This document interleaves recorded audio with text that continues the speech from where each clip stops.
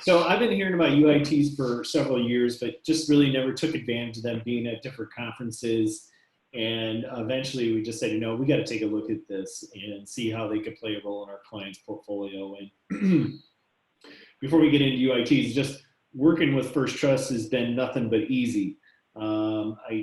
Anytime you call them, they answer the phone. If not, they call you back within a minute. It seems like, but the support is like none other. What I also like is that I remember my first call with Ed. He really took the time to just really educate me on UITs, UIT really 101, because I really had no clue. And so I want you all to know is that if you reach out to First Trust and Ed, don't be intimidated. He'll take the time with you. Any of them will that support us to really help you understand how they work and how they can play a role. But Ed, you've been working with First Trust for how many years now? Just at the 5-year anniversary in March. 5-year anniversary in March. I think you were number one wholesaler, internal wholesaler in the company. Was it last year? 2018 won Internal Wholesaler of the Year. Thanks for having a lowly internal on the call today. Yeah, but we get a lot out of the internals, externals as well. But we tend to talk the most, and so. But I love your approach to this, and I just thought it would be great for you to share with everybody on the call.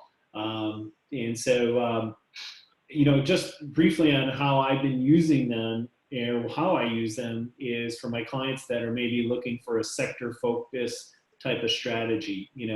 A big craze right now is 5G network. Well, maybe your clients want to get into some stocks that are relatively all around 5G. The challenge for people, though, is that if they're going to buy individual stock, they may need a lot of money to be purchasing a good amount of shares of, say, Verizon or T-Mobile or any of the infrastructure behind it. And so the UITs definitely help with that. And I don't want to steal Ed's thunder on this, but I asked him today to really kind of go through how UITs work. How are they different than a normal mutual fund versus just an individual stock? And so, yeah, again, how they differentiate themselves. He's going to go through a couple of the strategies that we use most of the time. And then we really want to we want to open this up for anybody that has any questions that they can ask Ed here on the call. So anyway, Ed, I'll let you take it away, okay? I appreciate the glowing intro, Pat. Thank you. Happy NFL schedule day, everyone. We're still holding out hope for a full season. I'm a big NFL fan if the last name rings a bell. If not, ask Pat later. He'll fill you in. But what I wanted to do is kind of give you a quick overview of that call I did with Pat, a quick UIT 101. There is a little bit of a learning curve with UITs, we know, but once it clicks, it makes sense pretty quickly. So as Pat said, I've been here for 5 years. I've been covering suburban Chicago and Northwest Indiana now for about a year and a couple months, not quite a year and a quarter yet. But Pat, if you put that first slide up, we'll kind of start there just on the we're all advantages. You got that up? All right, good. So simply put, a UIT is just a fixed basket of securities held for a fixed period of time. You can put anything inside a UIT except cash. You typically won't see an open-end mutual fund inside a UIT, but we're talking stocks, bonds, ETFs, preferreds, closed-end funds, BDCs, REITs, just like you would with any other mutual fund shop or any other product partner you guys work with. I've got 150 strategies on the shelf at any given time, so depending on what your clients are looking for, odds are I've got it. And in UIT land, we can actually get a little bit nimble in terms of some of the products we come out with because we don't have to justify having it on the shelf forever. UITs have a defined length, usually 15 months or 24 months. But you want to look at it not just as a 15-month investment. What we look at the UIT as an alternative vehicle to a mutual fund. So rather than it being actively traded like a mutual fund with some manager pulling the strings, we're going to follow a rules-based process where we screen a universe of stocks, we equal weight a basket typically, and we're going to get you 25 to 30 stocks equally weighted, following some type of math-based model or funnel, etc. So hopefully that makes sense so far. But really, when you look at the UIT, we want you to think of it as positioning it with your clients as another 4, 5, 6-year investment strategy, just like you would with your mutual funds. But instead of it being actively traded, like I said, it's a buy and hold for 15 months, and then we're going to refresh the basket, and you're going to buy the next series of that strategy. And we have enough data since our founding in the early 90s that says, hey, if you give us 5 years, we're going to beat those major indexes 60, 70, 80% of the time. And we're going to do it typically by outperforming during market pullbacks, by participating on the up and protecting on the down. That's kind of our motto or mantra. It was a little harder to do during this pullback a couple months ago when everything, including fixed income, was down double digits. But that's our goal. We're not trying to give you super high alpha generators. We have those, but most of our recommendations are going to be more on the conservative side, and that's what Pat's used us for typically so far, in addition to some of the sector stuff. So it's at this point where I kind of want to jump in on the commission side of things. A couple things to remember with UITs as you're looking at this slide here. Only need a Series 6 to sell a UIT. I know you guys, a lot of you do not have 7s at Transamerica. Series 6 license, all you need. Second, we're kind of positioned in between an A-share and a C-share mutual fund in terms of pricing. I'm going to use the 15-month UIT as kind of the example to go through, and then I'll touch on the 24-month as well. But I'd say 65, 70% of our UITs are 15 months. Sales charge to the client on a 15-month UIT is 1.85%. None of that is charged up front. 100% of the client's money goes to work on day one. Sales charge is embedded and deferred over months 4, 5, and 6. What does that mean? Well, UITs come with a 90-day offering period on the front. You buy on day one, you're going to get $10 per unit in a brokerage account. We just take whatever we're putting inside the UIT, and on day one, the initial offer date, we stamp $10 per unit on there. The other 89 days of the offering period, we price like mutual funds, just based off that $10 starting point. So if those 25 stocks, let's say, go up 1%, on day two, you're going to pay 1% more than you did on day one. You put in a ticket, you don't know the price you're going to get until the end of the day. We price once per day, 4 o'clock Eastern at market close, just like a mutual fund. At the end of the offering period, that's when the sales charges start coming out. Day 91, we shut down that series of a UIT strategy. We take the first 50 basis points, listed as the C&D, creation and development fee, that comes to us. It just looks like a dip in the value of the portfolio to the client. So it's out of sight, out of mind in terms of the sales charge. Once you disclose it up front, 185, here's what you're paying, here's how it comes out. Then they don't see a separate fee or a separate line item on their statement. So after the first 50 basis points, you've got 185 minus 50 gets you 1.35%. And then you take that, chop it into 3 equal payments of 45 basis points each. That comes out later in months 4, 5, and 6. At the end of month 6, fees have been paid for the rest of the UIT. Process repeats itself every 15 months. But how does that compare to a mutual fund? So like I said, we're kind of in between an A-share and a C-share. Your C-share has an average expense ratio of 1.89% for 12 months, or 185 for 15. You take that 15-month cost, you annualize it. If you own for the full 15 months, UIT costs the client 1.48 per year. But I forgot to mention the best part. 1.25% is your commission up front. So we front commission to the broker. Client pays nothing up front. They get the benefits of a C-share with 100% of their money going to work on day one. And ideally, we want market movement to help pay for their sales charge. So that's kind of how we ideally want it to work. Doesn't always work that way. Can't control the market, but that's the whole point. More of your money goes to work, like in a C share, but we do so with a lower cost typically than just about all C shares. There's a few out there that are cheaper, but for the most part. Then A shares, we're not whacking you 3, 3.5, 4, 4.5 up front. 100% of your money goes to work on day one. Average A share expense ratio outside of the sales charge is 1.1, 1.15, 1.2, depending on which source you use. So we're a little bit more expensive per year than the A share, but we're not whacking you up front. With me so far? So if we look at this slide, this is the compliant way of just talking through everything we just talked about.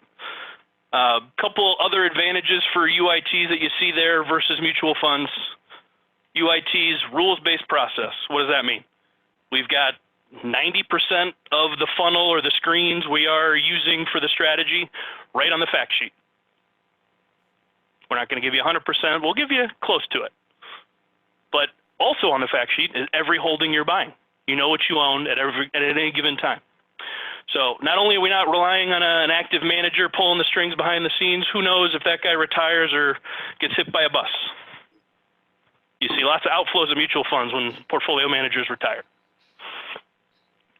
Our strategies can exist because, especially the 100% math-based ones, we've got the secret sauce, we're putting the portfolio together, the math wins. That's kind of our mantra at First Trust, math wins over time.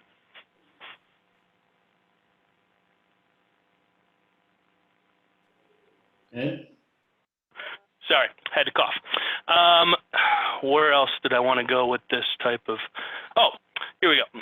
So best part when it comes to UITs versus mutual funds, I don't know how much you guys have had to deal with this with mutual funds over the last couple of years, but if you're a mutual fund investor, November and December have sucked for conversations with your clients, especially the taxable accounts. This year is going to be no different. With all the selling that went on the last couple months, there will be another bloodbath year for embedded capital gains for your clients. And when you look at the history of mutual funds, they made a lot of sense. Back when people were piling money into mutual funds, if you got in early, people coming in behind you help pay your tax bill because everybody in the fund shares in the gains and they can spread it out in terms of the capital gain to everybody. What's happening now is mutual funds are experiencing almost nothing but outflows, is the people left in the fund are the ones required to pay the people who just got out, that they get to pay their gains. So in a year like 2018, where the S&P was down and you were getting hit with a 9% capital gain distribution on top of that, that's unacceptable. There are new investment vehicles, UITs, ETFs, where it's an individual client experience based on your purchase date and purchase price, where you're responsible for your gains. You can't avoid paying taxes. You're doing your job if you're creating a tax bill for your clients. You're growing their assets. But let's pay for their gains, not somebody else's. And that's where the UIT and the ETF come in, because it's truly an individual experience. In the UIT in particular, your purchase date, your purchase price versus your sell date, your sell price, plus any dividends you receive along the way, go on to 11099 for your client. Pretty straightforward. Doesn't get any easier than that. And then let's think about for you as an advisor.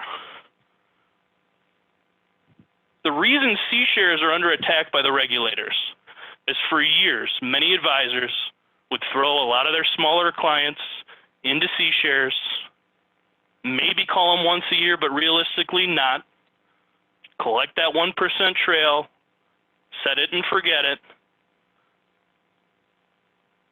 The reason we're still able to pay you 1% annualized, which I forgot to mention, so 185 to the client sales charge, commission 1.25 upfront. Those are both 15 months. 148 to the client, 1% even to you, the broker, over 12 months. And the reason we're still able to pay you that 1% annualized is because every single year, every 15 months, UIT set up for maturity. If you do nothing and the client does nothing, cash shows up in the client's account after the maturity. You have to have a conversation with the client, tell them, hey, here's how we did. Here's where we think the market's going.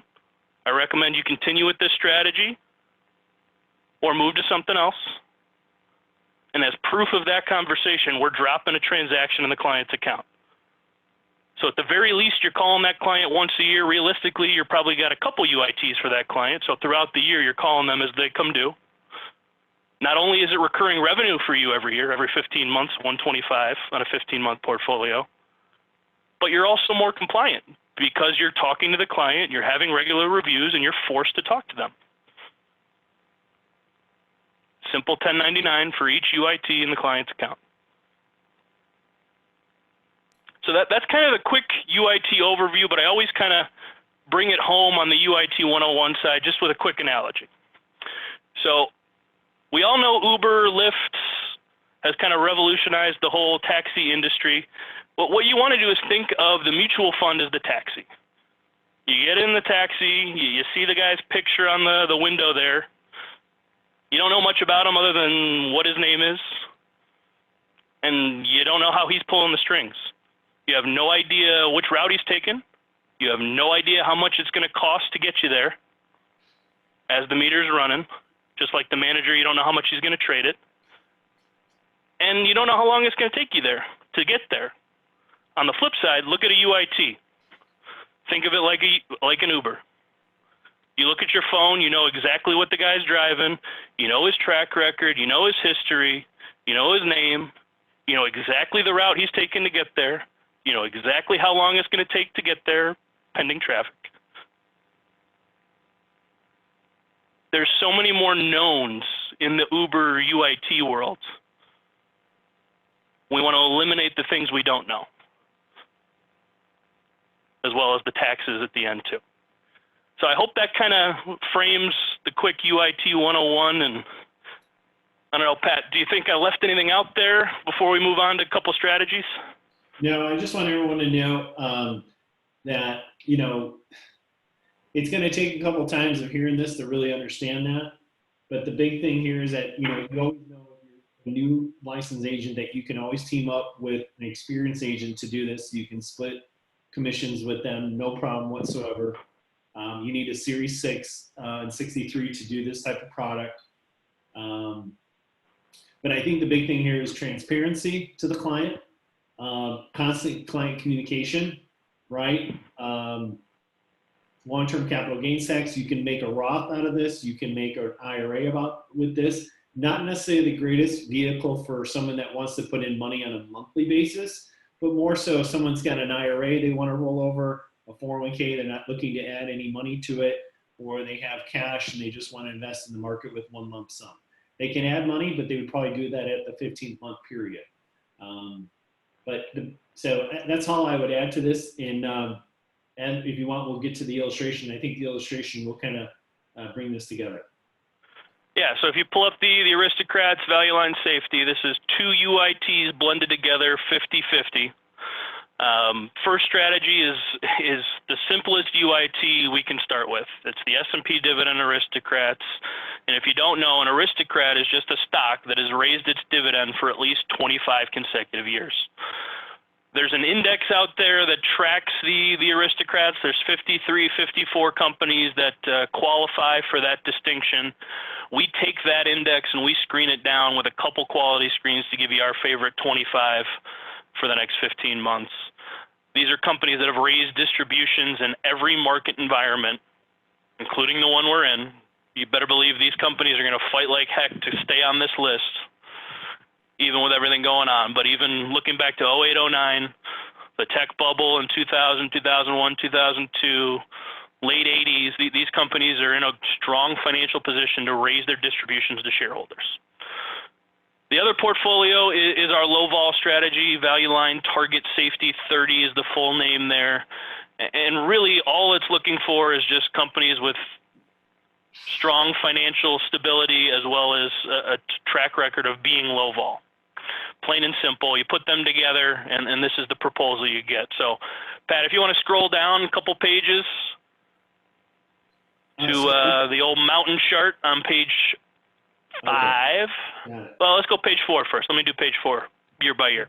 Yep, so these are 2 of our 100% math-based strategies, and we can get you data going back to, on the aristocrats, the year 2000. So if you bought both of these UITs back in the year 2000, here's how you would have done year by year. 16 positive years, only 4 negative years.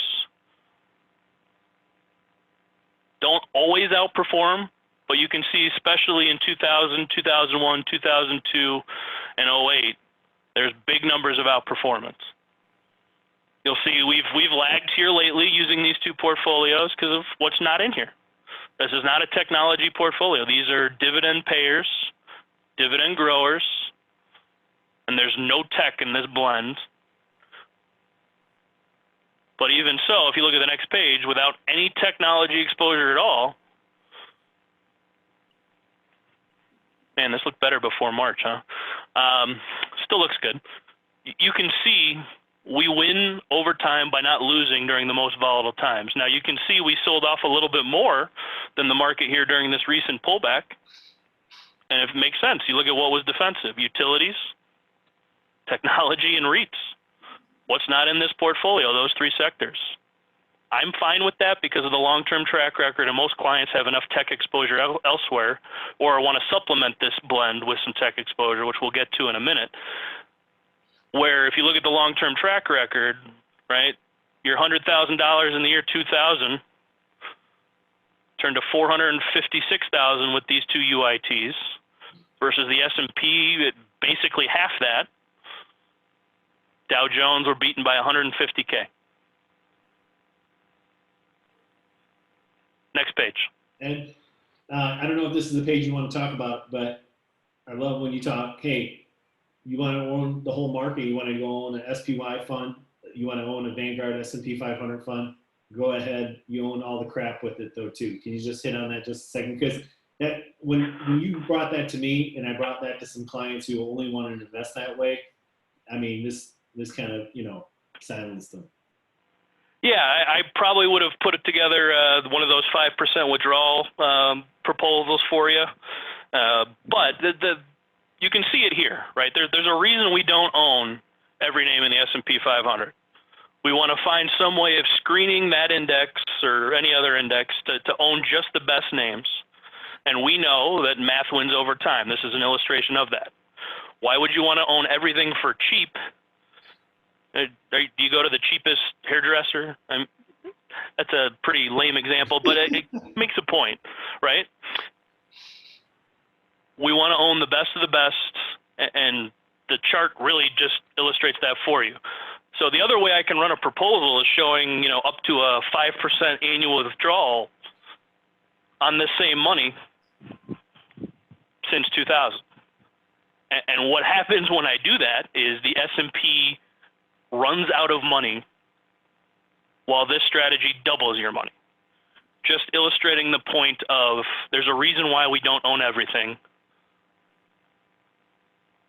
Yeah, you can't beat the market on the way up, but we're not trying to. Where we shine, for the most part, is during pullbacks. And we win by not losing. We participate on the up and we protect on the down. So that's kind of the quick overview there and what he's getting at. But